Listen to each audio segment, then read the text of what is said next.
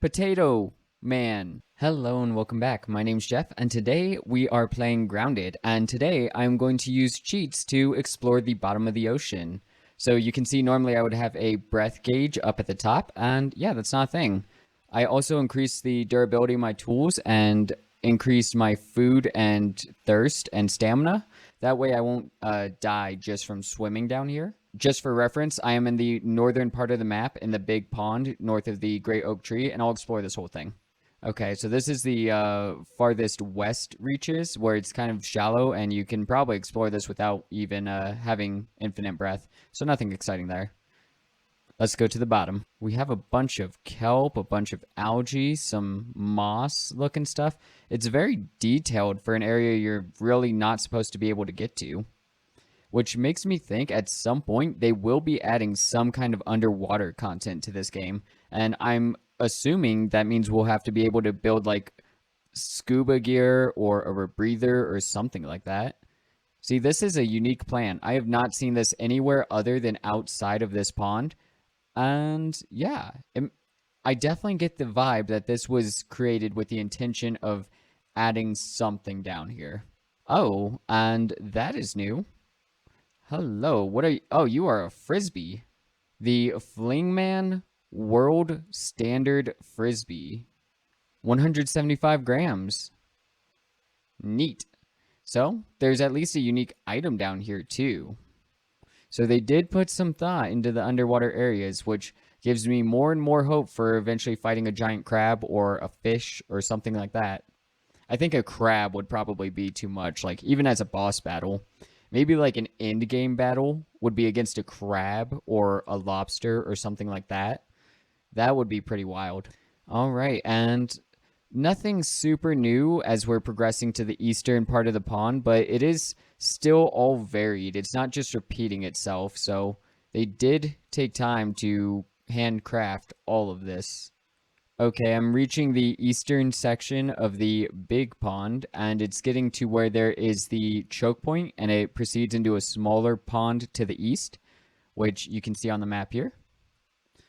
Or maybe that's not a pond, maybe that's something else. I'll get out and look at it. And we got a whole lot of nothing down here, unfortunately. So I am very interested to see that there was that unique item, that frisbee down there. And it has been handcrafted throughout the entire pond. So that makes me think there will eventually be some content down there. And I'm hopeful for an underwater boss battle.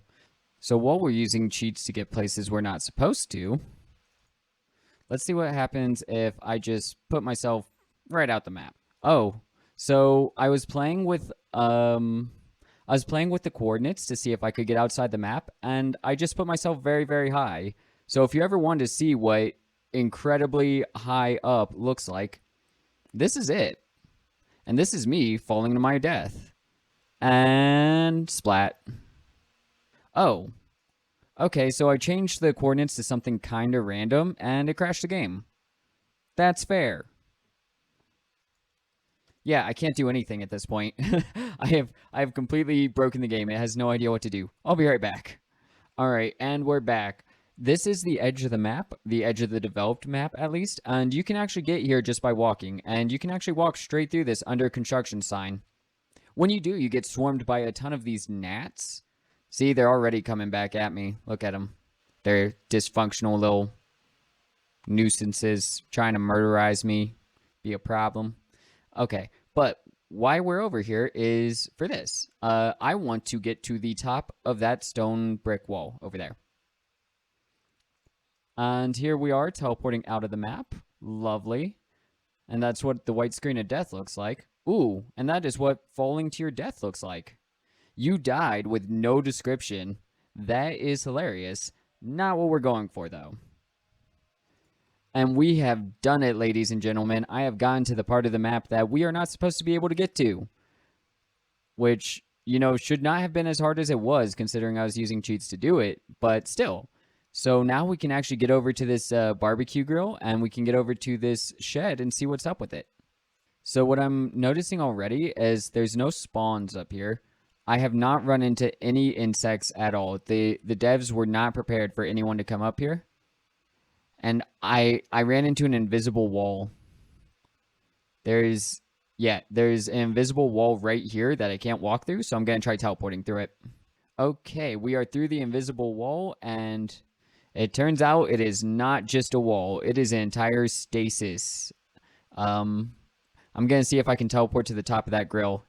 Oh, and we have done it, ladies and gents. We are at the top of the barbecue grill.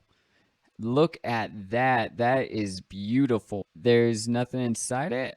I can actually walk on it, and there's an invisible wall keeping me from dropping to the actual surface of the grill. But that's so cool. Our next goal is obviously the top of the shed. I imagine that's not actually a thing. I highly suspect that once I touch that, I'm just gonna fall through it and die. And yeah, I fell through it and I died. Well, I haven't died yet. There's still hope. There's no hope.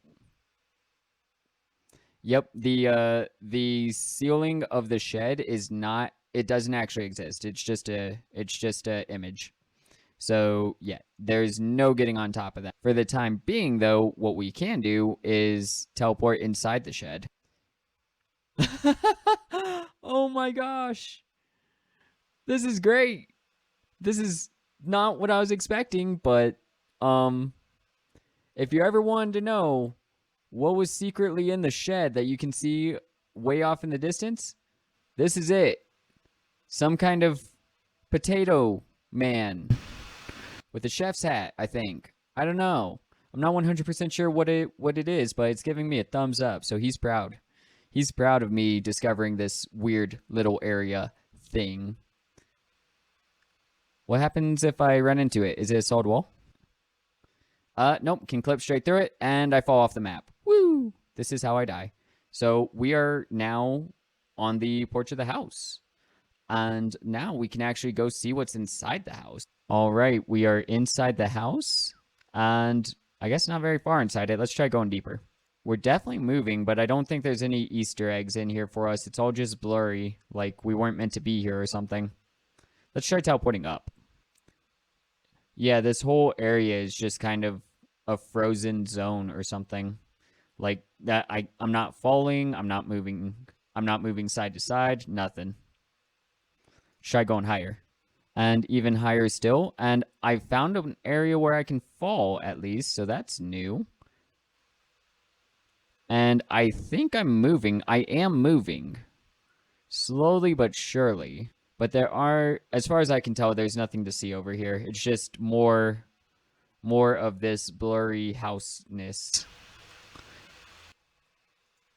All right, let's fall and fall to our death, I guess. The roof of the house is also not real. Oh, cool. My unlimited health did save me. That is great. That is going to be super handy. Now, if we get even under the other story, there's nothing like there was in the shed where it had that weird picture. I'm not seeing anything that looks like an Easter egg. Okay, so this is the hedges right outside of the house. And it looks like a full-on hedge maze. Oh, wow, this place is creepy. This is absolutely going to be like in some kind of end game or late game exploration area or something like that. It's still very wonky right now. I'm sliding around like I'm walking on ice or something. This is a root. And I'm falling through the ground all over the place. I don't know if that's by design or because this is an unfinished area. I could see it being by design because I'm walking on leaves. Oh, that's definitely not by design. Okay, now I'm underneath the hedge maze. And there's spiders down here. And a spider who is absolutely tripping.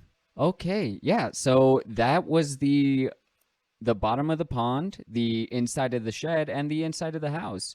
If y'all can think of any more areas you want me to explore, then let me know. Thank you for joining me. My name's Jeff. Deuces.